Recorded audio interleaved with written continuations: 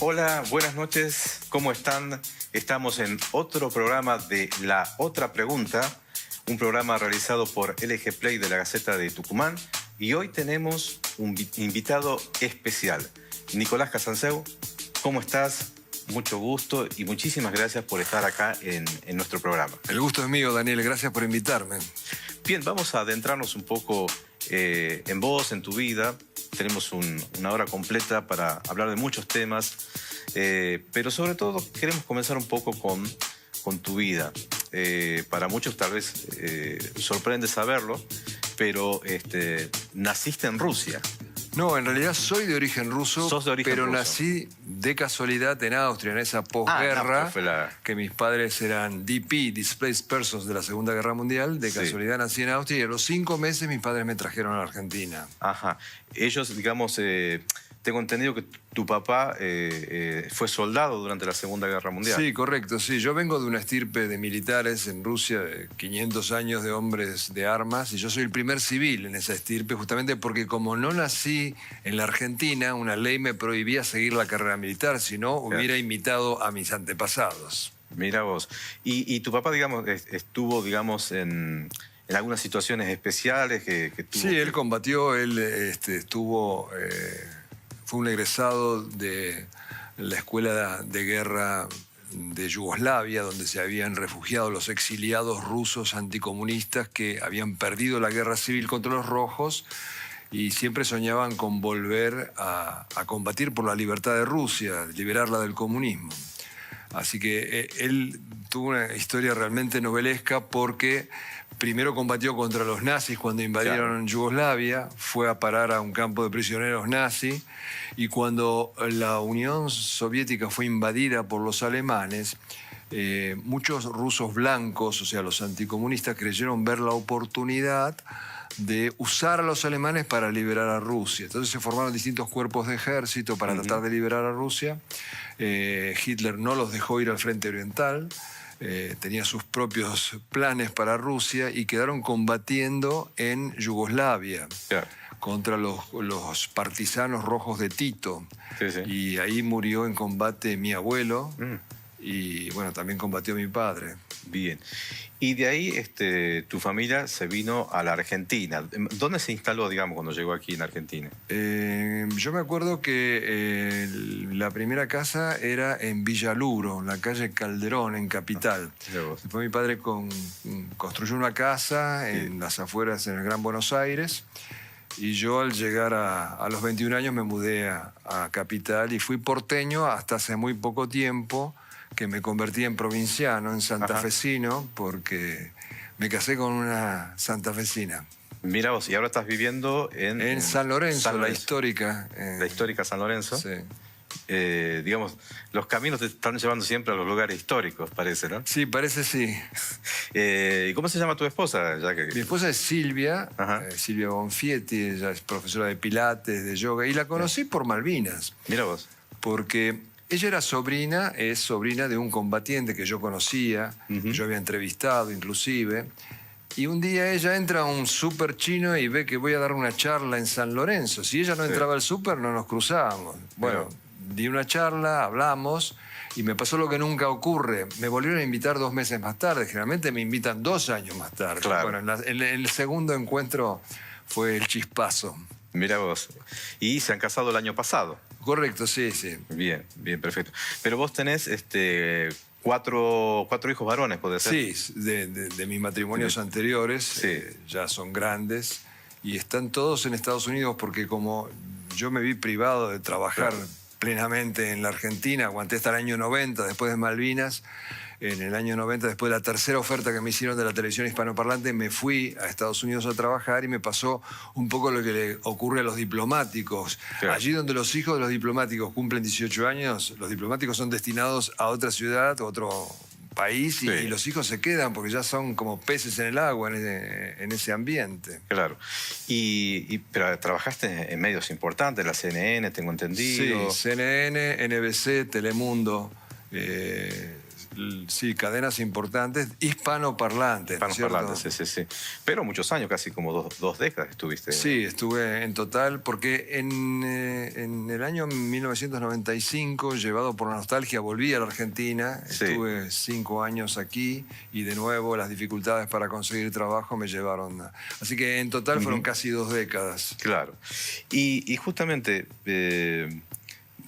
hablamos de tus padres, de tus abuelos que estuvieron en la Segunda Guerra Mundial, y lo que hablamos era en los lugares históricos, y a vos te tocó ir a una guerra, en este caso como un civil, pero digamos el camino los marcó por ese lado nuevamente. ¿Cómo fue aquel día, el día que te dijeron, Nicolás, tenés que ir a las Malvinas? Que en ese momento ya se sabía obviamente que estábamos en situación de guerra. Sí, yo justamente admiraba a mi padre, obviamente, y quería algún día sentir lo que sintió él en una guerra de alta intensidad. Y yo había cubierto guerra de guerrilla en Centroamérica, pero me faltaba eso. Y bueno, parece ser que la presa corre al cazador, porque yo ni siquiera estaba en Canal 7, me había ido de Canal 7, estaba en Canal 11. Claro. Días antes, sin que yo sospechara nada, me recontratan. No supe por qué, pero me sentí halagado, me vinieron a buscar. Y cuando el 2 de abril me llama Víctor Sueiro, periodista, amigo y colega, y enfervorizado porque habíamos recuperado Malvinas, me alegré como argentino y me quería matar porque me lo había perdido, estaba en mi casa. Claro. Tenía que ir a grabar mi promo de reingreso al noticiero, fui de traje y corbata, le pregunto al productor, ¿a quién mandaste? No mandé a nadie. ¿Cómo no mandaste a nadie? Mirá. No, porque fulano tiene que conducir la batalla política, Sutana es mujer, este tiene asma. Le digo, pero mandame a mí. Ah, bueno, me dijo. Ahí me di cuenta que me había recontratado por eso. Sabía que me gustaba ese tipo de coberturas. Claro. Y de traje y corbata, así nomás, enfilé para Comodoro Rivadavia. Pero además que vos tenías una adicional también en ese momento, sabías hablar inglés, digamos que te ayudó mucho. Sí, en ese sí, momento. También eso sí, también probablemente haya sido un factor, sí. Recuerdo notas tuyas justamente con los isleños, donde podíamos escuchar y ver lo que ellos pensaban en ese momento del desembarco argentino, ¿no? Así es, sí. Estuvimos allí hablando con ellos, muy hostiles a la causa argentina, a diferencia de lo que había vendido el gobierno militar, de que poco menos nos iban a recibir con banderitas, poco menos eran nuestros hermanos separados. Sí. Bueno, nos odiaban, nos prometían que nos iban a matar cuando llegaran los ingleses, pero como en todo, no hay que generalizar. Hubo actos de bondad de los kelpers hacia nuestros combatientes argentinos, pero la tónica general, sobre todo en Puerto Argentino, era de animosidad. Claro.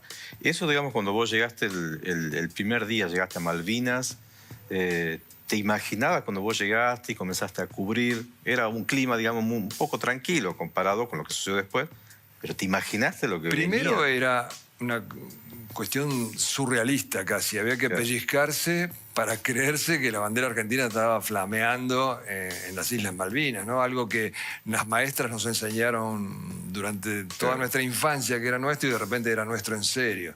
Después la parte emotiva, ¿no? De ver a que llegaban los soldados con cintas azules y blancas en sus fusiles o con la imagen de la Virgen, o que bajaban jóvenes subtenientes y besaban el suelo.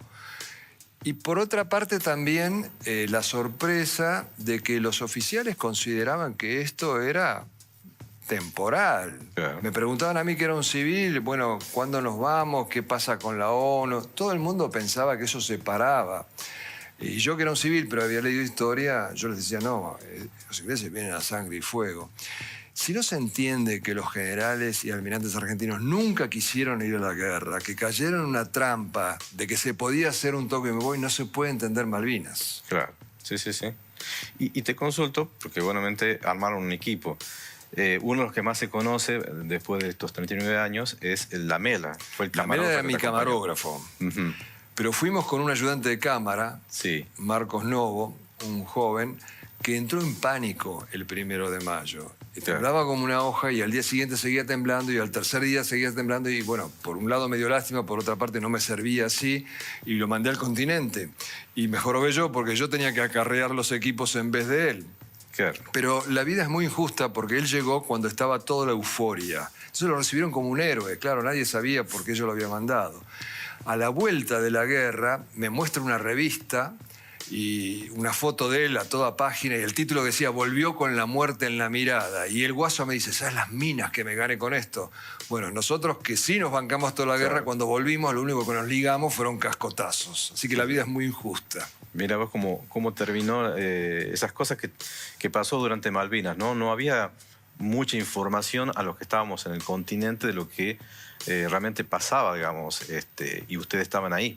Como estas situaciones, digamos, se cambiaba la historia y después nos enteramos que no eran así las cosas. Lo que pasa es que yo no tenía retorno, la técnica no daba para ver que pasaban por los canales, yo mandaba mi material, me decían bien recibido y para desmayo mío y de mi camarógrafo, cuando volvimos nos enteramos que más del 90% de nuestro material no solo no fue mostrado, sino que fue destruido, testimonio de mis compañeros de Canal 7.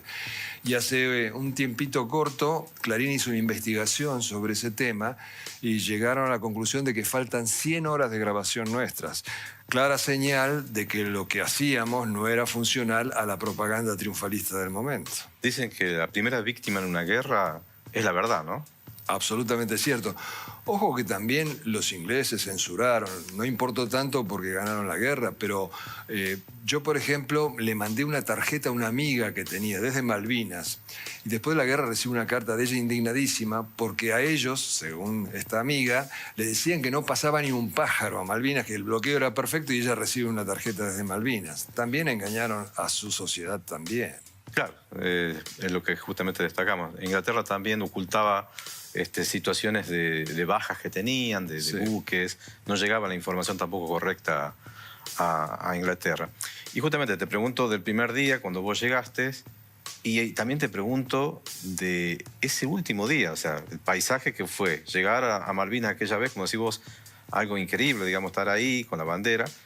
¿Y cómo fue ese último día que te despacharon, digamos, a Buenos Aires? No, a mí no me despachó nadie. Yo tomé el último vuelo porque decidimos con mi camarógrafo que no queríamos rendirnos. ¿Ustedes se podían quedar, digamos, en ese momento? Sí, absolutamente, por los ingleses, digamos. Sí, absolutamente.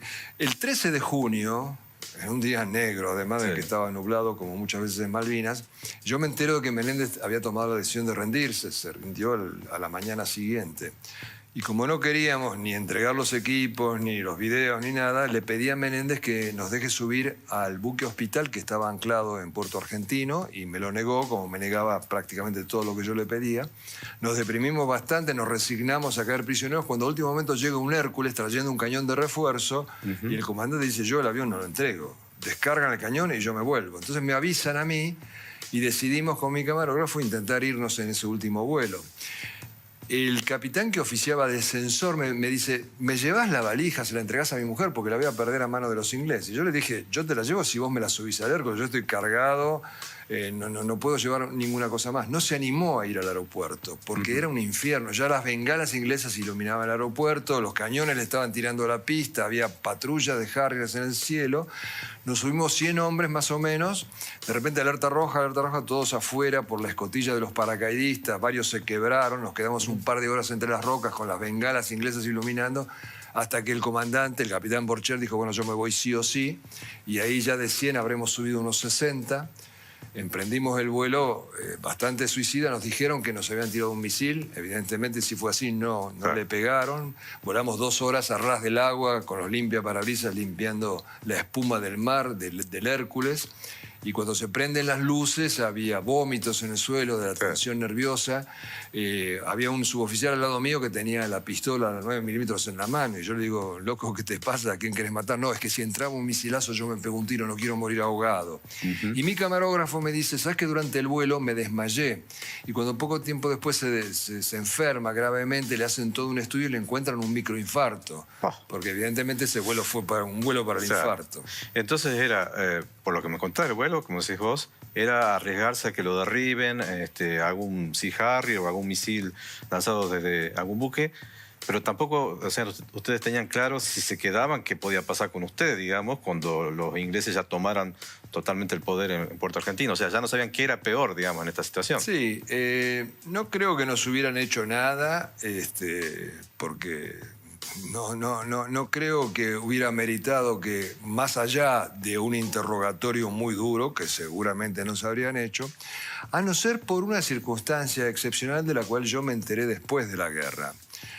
porque yo me entero con los prisioneros que vuelven al continente de que me buscaban los comandos ingleses de la SAS. Y yo durante un tiempo me estuve devanando los sesos para qué me buscaban. Claro.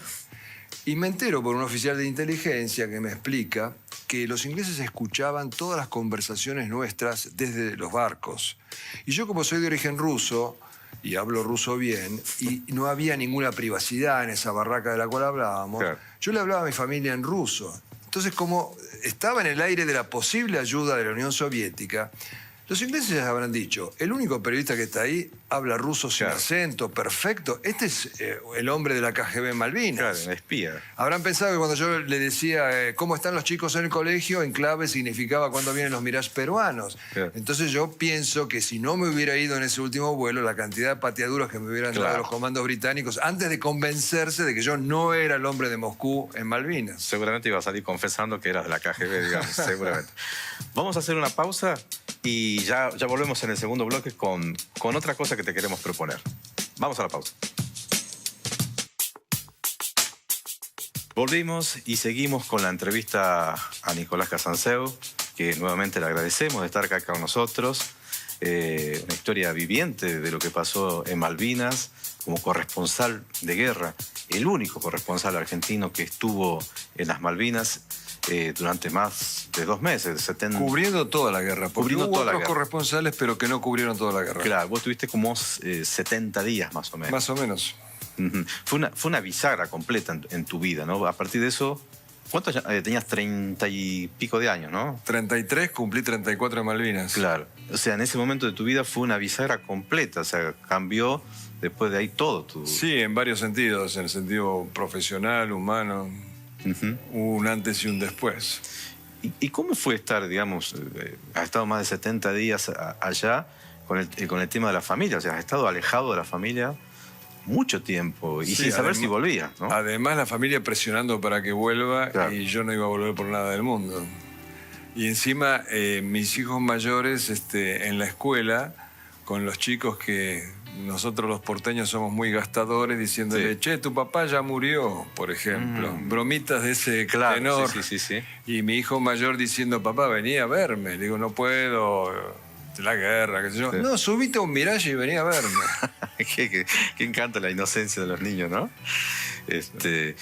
Pero vos podías de alguna manera hablar todos los días. Sí, había una conexión telefónica para los periodistas, para distinto personal militar.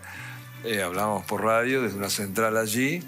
Y los soldados tenían derecho a mandar telegramas. Se había habilitado eso. Sí. Bien, te voy a invitar a ver un video cortito sobre, digamos, tu presencia en Malvinas, así que le pedimos a la señora directora que nos ponga al aire. Una histórica operación militar que satisface las exigencias de la dignidad nacional nos ha devuelto hoy este pedazo de suelo argentino, las Malvinas. Con un hecho consumado en 1982, la Argentina ha respondido a otro hecho consumado en 1833. 2 veces nos han agredido los ingleses antes de la independencia y 2 veces después. Pero no hay animadversión contra ellos. Solo hay un deseo de justicia y de soberanía. Un deseo que ha sido por fin saciado. Ese era el video de una de tus primeras salidas desde Puerto Argentino. En algún momento, cuando vos ves de nuevo las imágenes, ¿te arrepentís de algo, de haber dicho, no de haber dicho eso, o tal vez no haber comentado algo? ¿O para vos, digamos, tu función o todo lo que vos relataste, digamos, no tiene, digamos, un contrapunto o alguien que diga no le gustó lo que vos decías o hacías allá en Malvinas? No, yo hablé como periodista, por supuesto que desde el color del cristal de un argentino, y no me arrepiento de nada de lo que dije. Yo sé que nunca falté a la verdad, nunca tergiversé intencionalmente, podía haberme equivocado en alguna palabra, pero yo sostengo todo lo que dije. Y las críticas incluso he visto algunos programas últimamente que has estado y por ahí recibís críticas y justamente vos también te defendés de esas críticas, ¿no? ¿Cómo los manejás, digamos, esas situaciones que... Yo las manejo con la verdad. Lo que pasa es que las críticas muchas veces o son basadas en desinformación o en mala intención. Por ejemplo, a veces me quieren adjudicar que yo decía que estábamos ganando la guerra. Yo los desafío a que busquen un video mío. Nunca dije eso. Yo no soy propagandista, soy periodista. Estamos ganando, vamos ganando. Eran tapas de la revista Gente. Entonces, 40 años después, algunos malintencionados pueden aplicarme eso, pero no hay pruebas. Yo nunca fui propagandista.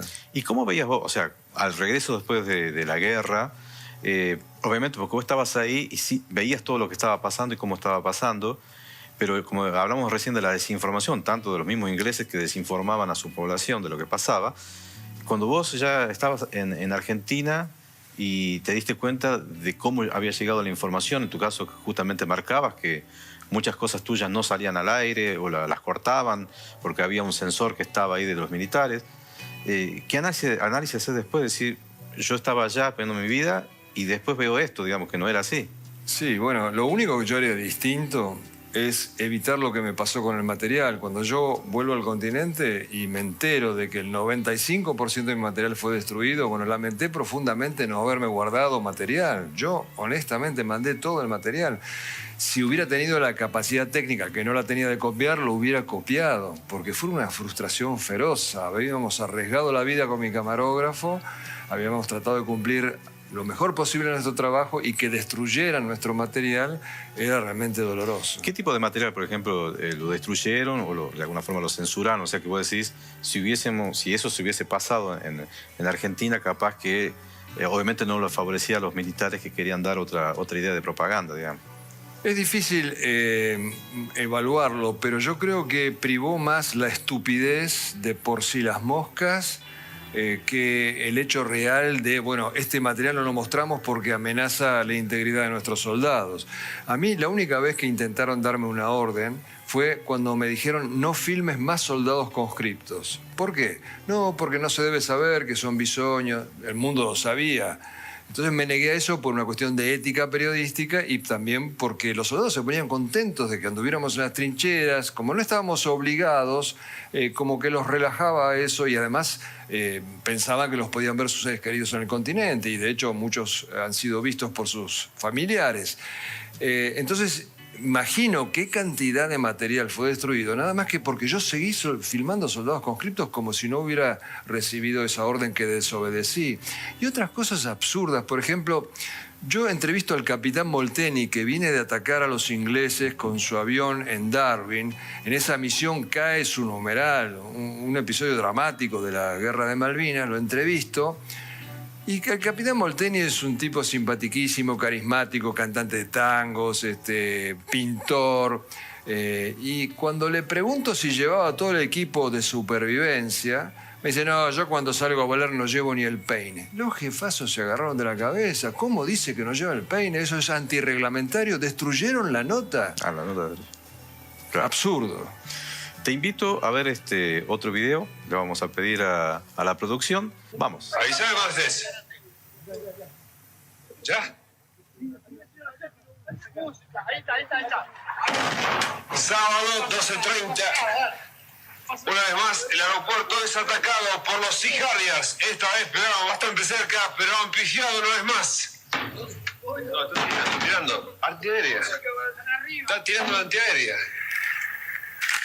4:20 de la tarde, dos Sea Harriers están atravesando el cielo por sobre Puerto Argentino y a su encuentro van los proyectiles de nuestra artillería antiaérea.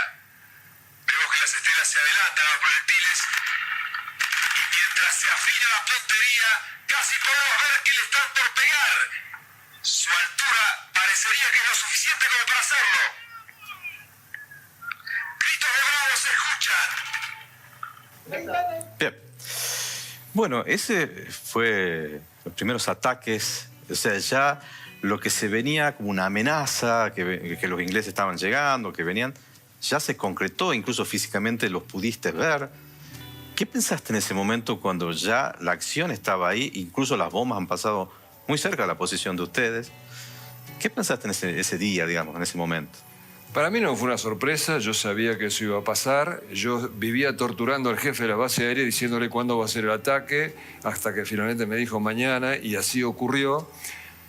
Yo, aunque suene políticamente incorrecto, yo lo disfruté.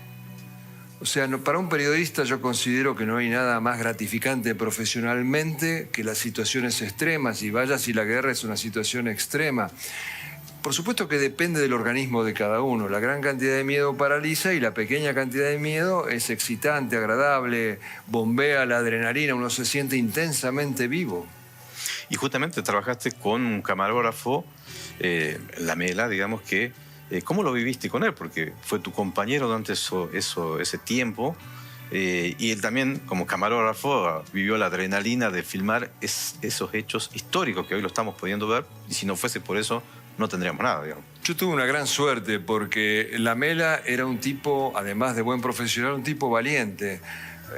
Por ejemplo, tener la cámara al hombro y al mismo tiempo el casco era imposible porque molestaba el manejo de la cámara. Él no usaba casco, entonces como él no usaba, yo tampoco usaba casco. Cuando uno siente los silbidos de los proyectiles, la reacción instintiva es agacharse, pero si él se agachaba, arruinaba la toma, él no se agachaba. Por eso yo he dicho una vez que él podría haber sido un buen oficial del Regimiento Granaderos, porque en el reglamento San Martín dijo: el oficial que se agache ante el ruido de los disparos tiene que ser expulsado del regimiento. Lamela una vez bajo un bombardeo, un muchacho simple de barrio, bajo un bombardeo una vez me dijo: ¿sabes qué estuve pensando? Si acá hay 10.000 tipos defendiendo las islas, yo soy el 10.001. Ese era Lamela. Y era muy joven también en ese momento. Era un poco mayor que yo. Era un poco mayor que yo, sí. Era de mal carácter. Su sobrenombre era Triqui, de triquinosis le habían puesto. Pero era un gran profesional. Le ayudó el carácter, digamos, para estar con el temple necesario ahí, ¿no? Sí, y él se deprimió muchísimo, probablemente mucho más que yo, al enterarse que su material había sido destruido, había arriesgado la vida y cayó en una especie de depresión, no quería hablar de Malvinas y muy pronto desarrolló un cáncer, que no sé si no habrá sido en parte fogoneado por esa gran frustración. Claro. Sí, lo que mostró siempre para los que estamos en esto, en el audiovisual, la verdad, un gran profesional por las imágenes que nos pudo traer. Y bueno, vamos a pasar ahora a otra imagen que queremos compartir con vos sobre un momento especial que creo que vos lo recordás bastante. A ver, por favor, lo pongamos. ¡Vamos,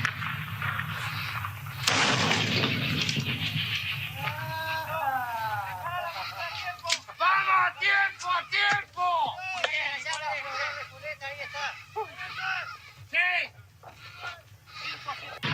Bien. Me imagino que lo habrás visto muchísimas veces. ¿Cómo fue eso, digamos? ¿Qué día fue? Y digamos, ¿te invitaron? ¿Vos pediste? Cuando llegamos a las islas, Lamela y yo pedimos armas para participar en la defensa, ¿no? Un pedido ingenuo, quijotesco, vaya a saber cómo definirlo. Y los militares se nos mataron de risa. No, me dijo un mayor, si a vos te dan un arma, yo hago un pozo de 3 metros, me escondo ahí, no salgo hasta que termine la guerra. Muy gracioso, pero era un sentimiento en ese momento para nosotros legítimo. No nos dieron armas, se burlaron de nosotros.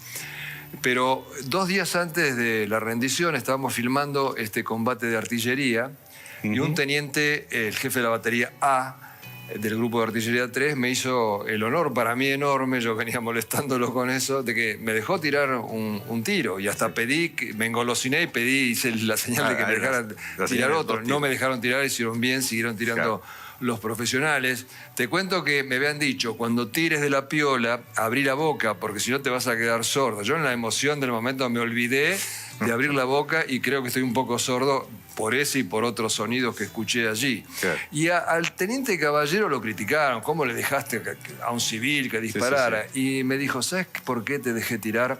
Porque esto no fue una guerra entre el ejército británico y el ejército argentino, fue una guerra entre la nación británica y la nación argentina. Y todo argentino, según la Constitución, está obligado a armarse en defensa del país. Eso era un puesto de artillería que creo que estaban disparando a Monte Longdon. Claro, el Monte Longdon, el día anterior era todavía nuestro, lo habían conquistado los británicos y estaban instalados donde antes estaban nuestros soldados. Así que le tirábamos al Monte Longdon y desde allí nos contestaba el fuego inglés. Bien, ¿Has pensado alguna vez que la bala esa que has disparado podría haber caído justamente en una posición, digamos, inglesa? ¿Podría haber matado a alguien o no? Afortunadamente lo ignoro. Claro. ¿Nunca lo has pensado, digamos, que hubiese pasado? Me han hecho esa pregunta, por ejemplo, un par de veces, increíblemente, los niños de escuela, ¿no? Que te hacen por ahí la pregunta Soy un niño más de jorobada. escuela, Sí. tal vez. No lo sé, no lo sé. Mi intención no era matar, mi intención era participar. Sí. El verdadero soldado no busca matar. Más que matar, busca hacerse matar el verdadero soldado. En defensa de lo que quiere, de su patria, de sus soldados, de sus camaradas. Justamente hablando de niños, yo en la guerra de Malvinas tenía 12 años y estaba en la escuela y era uno de los tantos niños que escribíamos cartas a los soldados y le mandábamos chocolates, golosinas, porque era una edad, 12 años, que un niño entiende muy bien, perfectamente todo lo que era la guerra, y la verdad a nosotros nos conmovía mucho, digamos, como chicos, lo que pasaba, ver a nuestros padres pegados a la televisión, a la radio, escuchando qué es lo que pasaba. Y eso justamente después, con el tiempo, digamos, los propios veteranos comentaban de que muchas veces esas cosas no llegaban a veces a Malvinas. Y ahí se da esa situación, digamos, de algunas denuncias que hubo, digamos, tanto porque no les llegaban las comidas o las cartas de los niños, o porque también fueron algunos militares de rangos mayores, oficiales, digamos, por ahí ejecutaron, digamos, castigos hacia los soldados. ¿Eso cómo lo viviste vos allá? ¿Era tan así, digamos, que a los chicos no les llegaba el material? ¿Sabías o te llegó algún comentario de los propios soldados diciendo que los maltrataban en algún momento los oficiales mayores? Bueno, son dos temas. Sí. El pueblo argentino entero cocinaba, tejía, donaba, y todo eso iba a Comodoro Rivadavia, a un cuello de botella donde se quedaba. Porque para transportar esa cantidad hacía falta barcos y la flota de mar no entró en combate. Claro. Entonces los Hércules que burlaban el bloqueo no podían llevar todo eso, tenían que llevar lo que los generales no habían traído en su primer momento: cañones, munición, medicamentos, y lo único que alcanzaban afortunadamente a llevar fueron esas cartas, las que vos escribiste también. Porque no sé por qué alguien se iluminó y esas cartas eran un gran aliciente para los soldados. Estaban dirigidas a un soldado X, carta a un soldado, se repartían y los suboficiales obligaban a contestarlas. Eso levantaba mucho la moral, e inclusive hubo muchos que después buscaron a quién le había mandado esa correspondencia, y hasta hubo gente que se puso de novio con quien le escribió, y hasta hubo gente que se casó a partir de ahí. Por eso, todo eso quedó en Comodoro Rivadavia. Sí. No había manera de que pudiera llegar.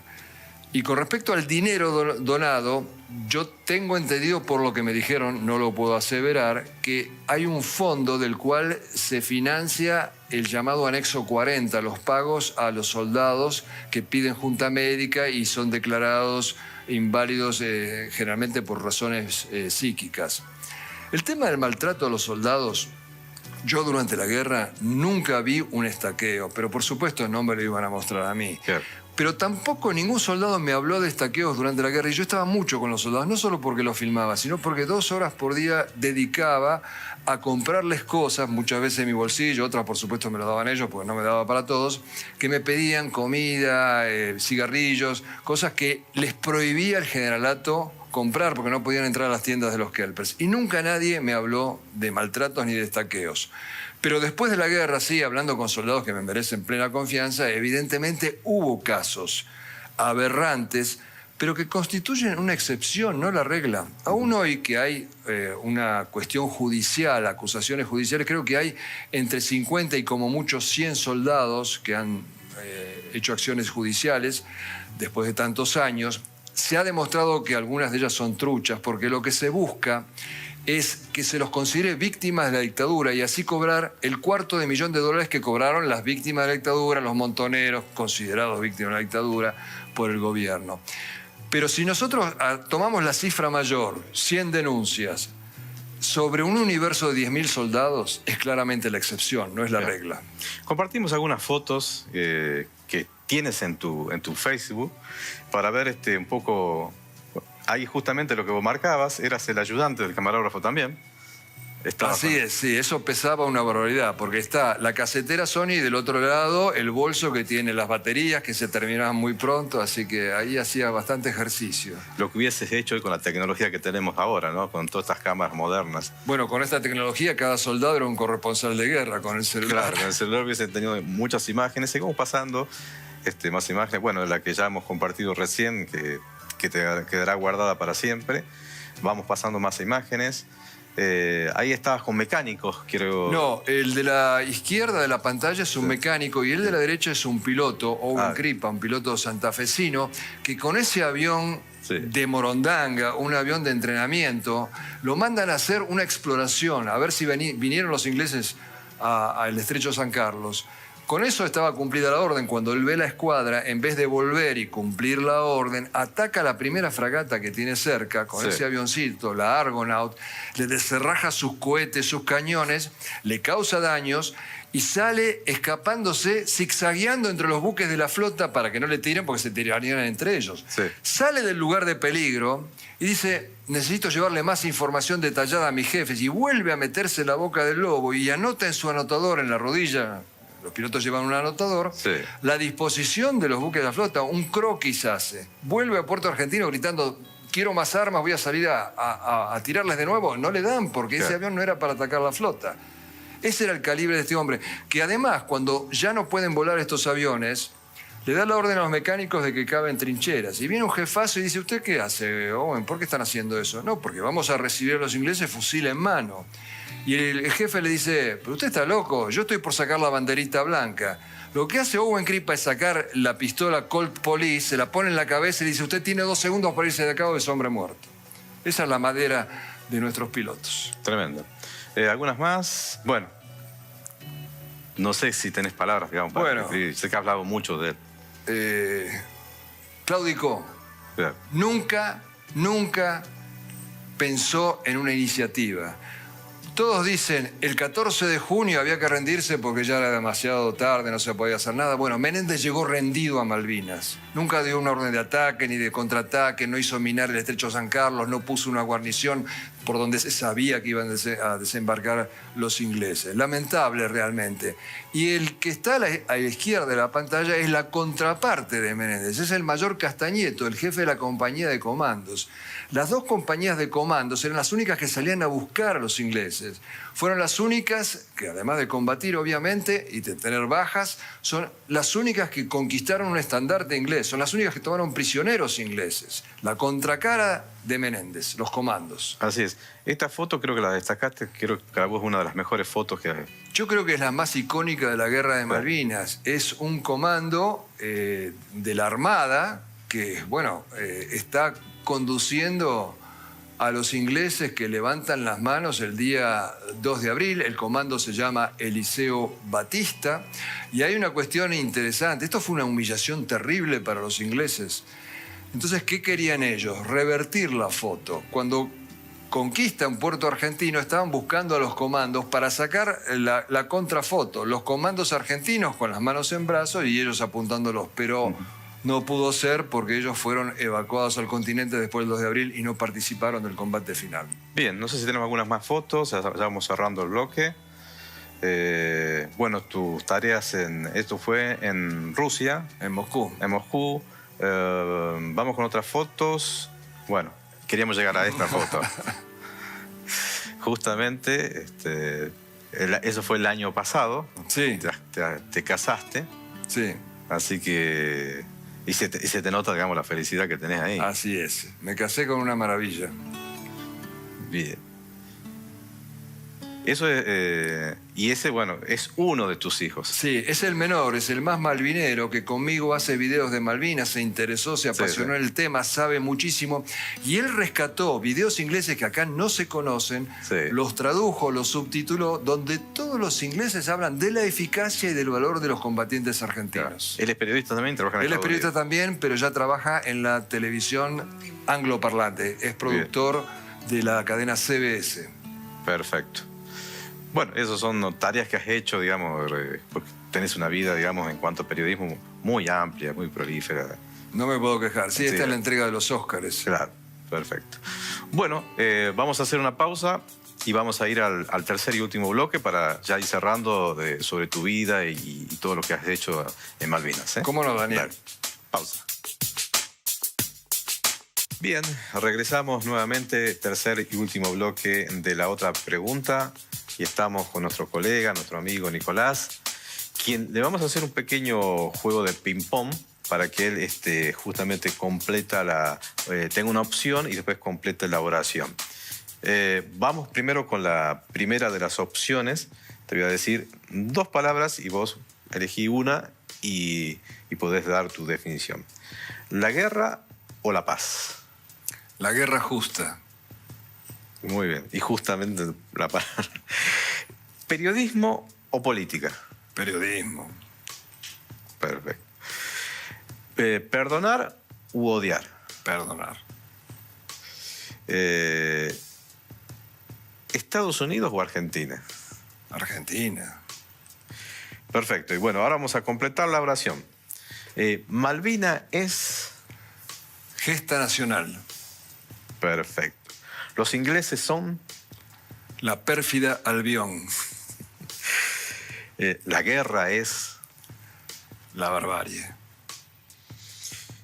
Los soldados argentinos son... Héroes. El periodismo es... La forma de mantener la juventud eternamente. Perfecto. Y bueno, Nicolás Casanseu es ahora... Periodista. Nicolás Casanseu será en 10 años... ¿Un recuerdo quizás? Espero que no. Exactamente, espero que no. Bueno, vamos a ir cerrando un poco con los temas y hay algunas cuestiones que quería consultarte. En este tiempo, digamos, de 2007 he tenido la oportunidad, hasta el honor, digamos, de entrevistar a pilotos tucumanos que combatieron en Malvinas, con los Skyhook. Y ellos, en esas entrevistas, siempre coincidían los pilotos en decir algo que le preguntaban si ellos, por ejemplo, el caso de Luis el Tuco Cervera, que en 2019, después de 37 años de la guerra, pudo pisar por primera vez Malvinas y estar ahí, incluso con sus hijos. Y él me decía que le comentaban si con esto él cerró, digamos, las heridas. Y él dice, y lo sostuvo varias veces ya, que las heridas no cierran nunca, que siempre estarán abiertas. En tu caso, ¿cómo lo ves vos que has estado ahí con respecto justamente a esas heridas que nos ha dejado Malvinas después de la guerra? Yo creo que no he salido herido, porque todo depende de la complexión que uno trae desde el nacimiento, me parece a mí. Por supuesto habría que preguntarle a mi mujer si no estoy totalmente loco. Pero también yo tenía una edad superior a los combatientes, yo no he sido un combatiente, yo creo que no se puede generalizar. Uh-huh. Y justamente en tema de regreso, como el caso de Luis el Tuco Cervera, que pudo regresar, vos en tu caso, ¿tuviste la oportunidad, quisiste regresar? ¿Has estado en Malvinas después de la guerra? No, yo respeto a los que van, que tienen esa necesidad, yo no la tengo y a mí me repugna un poco mucho la idea de que me sellen el pasaporte, entrar como un ciudadano extranjero. Yo vi la bandera argentina flameando sobre las islas y quisiera morirme con esa imagen en la retina y no ver la bandera inglesa allá. ¿Vos crees que habrá alguna vez una posibilidad de que eso suceda, digamos, que no sea un pasaporte para regresar a Malvinas?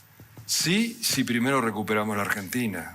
O sea, la Argentina está de rodillas, no podemos pensar en Malvinas hasta que no levantemos a Argentina. Pero sí Malvinas puede recuperar a la Argentina, los valores de Malvinas, esos valores eternos que mostraron nuestros combatientes, el coraje, el amor al prójimo, la magnanimidad, el amor a la patria. Todo eso, si se conociera y esa vara alta inspirar a la población, entonces la Argentina podría levantarse. Yo creo firmemente que los valores de Malvinas son la palanca de Arquímedes para revertir la decadencia argentina. Hace poco entrevistamos a veteranos de Malvinas acá en Tucumán, tucumanos que combatieron, que estuvieron en las trincheras durante más de 2 meses y contaban todas las cosas, cómo lo vivieron. Y algo una pregunta que le hacen es, todos tienen hijos, y le preguntaban si ellos, en una situación así, hoy, digamos, si hubiese una situación de guerra, mandarían a sus hijos a pelear. Y ellos dijeron, los tres que fueron entrevistados, que ellos no lo harían, sino que ellos, como están ahora, irían a pelear. Yo te consulto a vos, tenés justamente 4 hijos varones. La misma pregunta, o sea, si estamos en una situación similar, digamos, ¿mandarías a tus hijos a una guerra como esta? Yo me lo planteé hace muchos años. Supuestamente, si el servicio militar obligatorio los obligara a ir, yo haría lo imposible por ir con ellos y poner mi cuerpo. Yo tengo una historia de Malvinas que siempre me impresionó mucho. Hay un sargento Rovedati y un soldado, su hijo, que estaba en otra unidad. Él consigue que lo destinen bajo su mando. Y en los bombardeos el sargento se arrojaba sobre su hijo y lo tapaba con su cuerpo. De fuera de eso lo trataba con el mismo rigor que a los demás soldados. Bueno, yo en ese caso quisiera tener esa oportunidad, tapar a mi hijo con mi cuerpo. Justamente un punto que vos siempre has remarcado, digamos, de esta historia de Malvinas, es el tema de los chicos de la guerra, que siempre se habló de eso, ¿no? De que eran chicos los que realmente fueron a pelear, pero tu postura siempre fue que, más allá que tenían 18 años, lo hacían como soldados, digamos. Sí, yo creo que es un insulto a la inteligencia y es un insulto a los soldados, porque siempre los más jóvenes fueron a combatir. ¿Qué se pretende? ¿Que vayan los de 50 que no pueden correr ni el colectivo? A mí me decían, no, tendría que haber ido los de 30. Los de 30 ya están casados, tienen hijos. Nos guste o no nos guste, y a un padre no le gusta, los mejores combatientes siempre fueron los más jóvenes. No hablemos de San Martín, Belgrano, Güemes, 12, 13, 14 años, pero hoy mismo, con un gobierno que obviamente no es pro-militar ni mucho menos. ¿Cuál es la condición para ser militar? Tener 18 años. Los jóvenes se sienten inmortales, tienen la resistencia física y además su personalidad no ha cuajado y entonces obedecen más fácilmente las órdenes y la disciplina es central en cualquier ejército. Y además nadie piensa en el origen de la palabra infantería. Infante significa niño. Lamentablemente son los mejores combatientes. Y eso justamente marcabas vos de la historia misma, digamos, en todas las guerras, siempre los que iban al frente eran los más jóvenes. Y en cuanto a la eficacia, acá se oculta, pero un soldado de 18 años, Oscar Ledesma de la Carlota Córdoba, combate contra el jefe de los paracaidistas ingleses en un mano a mano y lo abate, le gana. Entonces que no me hablen de los chicos de la guerra implicando que solamente eran dignos de lástima. Hay relatos de los ingleses, por ejemplo que me impresionó mucho, está en un video de mi canal de YouTube, cuenta un cabo inglés que están avanzando de noche en el combate de Monte Longdon, cuando de repente detrás de una roca sale un soldado, le dice ¡hey! Y les empieza a tirar desde la cintura. Mata al soldado que iba adelante y hiere a este cabo. Y este cabo cuenta que para sacar de detrás de la roca al soldado tuvieron que tirarle con un misil antitanque. Esos son los mal llamados chicos de la guerra. Han pasado 39 años desde la guerra y cuando te escucho, digamos, de todo lo que nos contás y escucho tu relato, es como si fuese ayer. Así lo vivís, digamos, de esa forma, digamos, es como que no ha pasado todas esas décadas por encima. Yo lo vivo con pasión, yo me emociono, yo cuento las mismas cosas por milésima vez y me emociono por milésima vez. Y no entiendo cómo los demás argentinos no pueden emocionarse. Claro, si conocieran lo que yo sé. Es una historia riquísima en valores, en hechos heroicos, un gran material para una película de acción que no se ha hecho hasta ahora. Se han hecho películas miserables de soldaditos llorones que se hacen encima, cuando tenemos material para hacer películas épicas. Yo ahora estoy por sacar un libro, el tercero y último, que va a tratar de Malvinas, y le puse de título La Malviníada. Yo estoy absolutamente convencido de que es el equivalente de cualquier epopeya como la Ilíada, la Luisíada, y el subtítulo es Historias ocultadas de amor y bravura en la gesta de Malvinas. Y también no crees que durante todo este tiempo, digamos, has sido una de las personas que justamente más ha defendido el tema Malvinas y lo ha puesto nuevamente en el tapete, porque como decías vos, se olvidó durante muchos años. Tal vez en la última década volvieron a hablarse de los héroes y comenzó a haber mucho más notas en los medios y a destacar. Pero toda esa lucha que vos llevaste después de Malvinas te ha costado obviamente un poco tu carrera, ¿no? En sí, digamos, en cuanto a que acá en Argentina no te han dado de nuevo ese lugar que vos tuviste antes de la guerra. Sí, como dice un amigo mío, jugabas en primera y te fuiste a los caños. O sea, nosotros hacíamos en el noticiero 30 puntos de rating durante Malvinas 45 y después de Malvinas no pude trabajar o tuve muchas dificultades para trabajar en mi país, por eso me tuve que ir a trabajar al exterior. Y evidentemente hasta el día de hoy sigo pagando la factura de Malvinas porque podría estar trabajando, estoy en mi plenitud, yo creo. Pero sí es un precio que hay que pagar. Yo lo pago gustoso por haber estado codo a codo con nuestros soldados en una guerra noble, limpia, la única guerra del siglo XX, por una causa justa. ¿Te gustaría, digamos, hoy en día, por ejemplo, conducir un magazine, un noticiero en Argentina, por ejemplo, como lo hiciste en Estados Unidos? Digamos? Me gustaría volver a la televisión, pero todavía más me gustaría un proyecto que tengo que nunca nadie me escucha, y es hacer una historia de combatientes de Malvinas. Todos esos episodios riquísimos, potentes, están siendo desperdiciados por la televisión, son ciegos los productores. Yo te pongo un combatiente frente a, no sé, una pantalla negra, una cortina negra, y te aseguro que va a tener rating. Son historias de violencia, de amor, de peligro, todos los ingredientes tienen. Y los productores no lo ven. ¿Te sentís como alguien en el desierto vociferando y nadie lo escucha a veces? Vox clamantis in desertum. Sí, bueno, algún día se hará y espero que se haga y que se haga bien sobre todo, ¿no es cierto? Y que vos puedas ser partícipe de eso. Sí, bueno, me encantaría, por supuesto que sí. Y te hago la última consulta.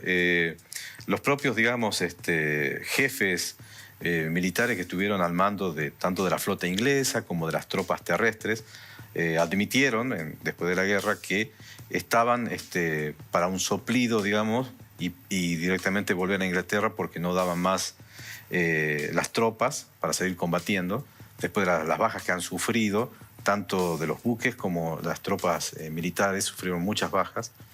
Y ellos decían eso, un día más y nosotros nos volvíamos. ¿Qué hubiese pasado, digamos, si realmente hubiese sucedido eso y los ingleses se hubiesen rendido? ¿Vos crees que se hubiese firmado la paz ahí o hubiésemos tenido una guerra mucho más cruenta? Bueno, es historia contrafáctica, o sea que no es historia, ¿no? Es fantasía. Y muchos argentinos, con un espíritu derrotista, cuando vos les mostrás los videos de los ingleses que dicen que estuvieron a un tris de retirarse, te dicen, pero entonces nos hubieran tirado la bomba atómica. Lo cual es absurdo. Después de Hiroshima y Nagasaki, si Inglaterra tiraba la bomba atómica, se convertía en el paria del mundo. Además, Estados Unidos jamás lo hubiera permitido que en su patio trasero envenenaran nuclearmente su zona de influencia. Yo lo que pienso, no me gusta hacer historia contrafáctica, pero ya que me lo propones, yo creo que si esa flota se hubiera retirado, hubiéramos podido negociar desde una posición de fuerza. Y Estados Unidos estaba a favor de un acuerdo. La embajadora norteamericana durante la guerra en las Naciones Unidas, Jeane Kirkpatrick, insistía en una solución pacífica. Así que seguramente Estados Unidos se hubiera presionado y ya desde una posición de fuerza se hubiera llegado a algún compromiso. Bueno, vamos terminando ya la entrevista. La verdad muy interesante, muy entretenida. Escucharte hablar sobre todo lo que has vivido. Sos una historia viviente porque has estado... Yo como periodista y productor audiovisual, haber estado ahí, como decís vos, la adrenalina que se vive, a veces para los periodistas somos bastante incomprendidos en eso, de estar justamente donde está pasando los hechos y la historia misma. Así que para nosotros poder haber estado este tiempo y que hayas colaborado con este programa, con las propuestas que te hicimos, nos pareció muy interesante y estamos muy agradecidos de haberte tenido aquí en la otra pregunta de LG Play. No, te agradezco yo, Daniel. A mí me encantó el programa, me parece que lo llevas muy bien. Pasé un rato muy agradable. Bueno, que tengas buen regreso a San Lorenzo sobre todo, porque ahí vas a estar con tu esposa, tu familia. Y es un lugar muy lindo, así que bueno, esperemos que buen regreso para ahora cuando ya vuelvas hacia tu tierra, digamos. Muchas gracias, Daniel. Bueno, esto fue la otra pregunta. Muchísimas gracias, muy buenas noches y hasta luego.